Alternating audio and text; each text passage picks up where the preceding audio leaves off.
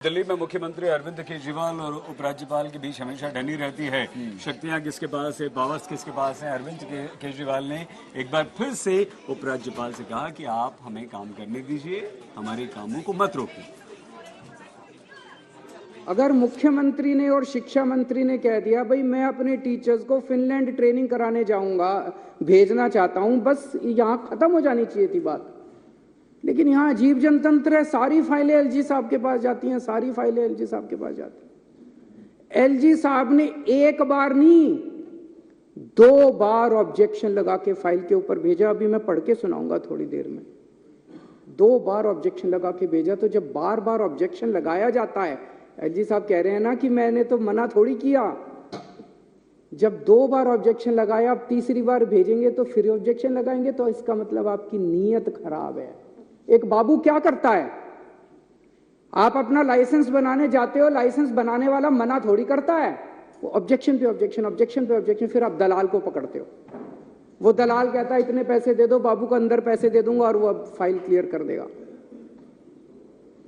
तो ये बार बार जो ऑब्जेक्शन लगाए जा रहे हैं, इसीलिए तो लगाए जा रहे हैं, नीयत खराब है, फिनलैंड टीचर्स को भेजने नहीं देना चाहते।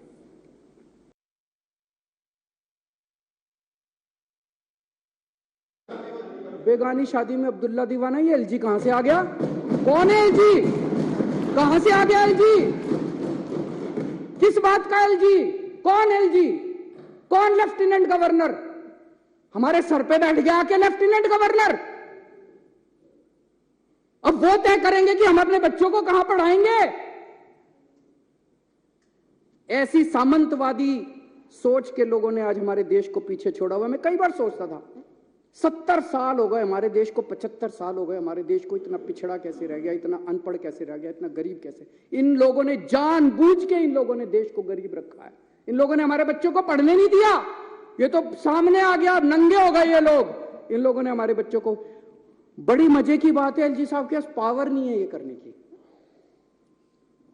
एलजी साहब के पास पावर नहीं है ये करने की। मैं भी आप, कुछ भी परमानेंट नहीं है जिंदगी में, इस दुनिया में कुछ भी परमानेंट नहीं है। कोई अगर सोचे कि मेरी सरकार बन गई, अब जिंदगी पूरे मेरी सरकार रहेगी, ऐसा नहीं होने वाला। आज मेरी सरकार है, कल हमारी सरकार नहीं होगी।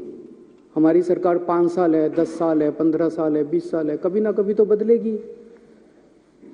आज उनकी सरकार है, परमानेंटली उनकी सरकार नहीं होगी। आज है, कल है, परसों है, अगले दिन बदलेगी बदलेगी। आज दिल्ली में हमारी सरकार है, उनके एलजी हैं, केंद्र में उनकी सरकार है।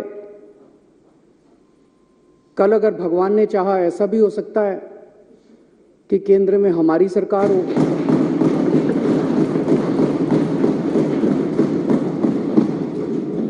दिल्ली में हमारे एलजी हों,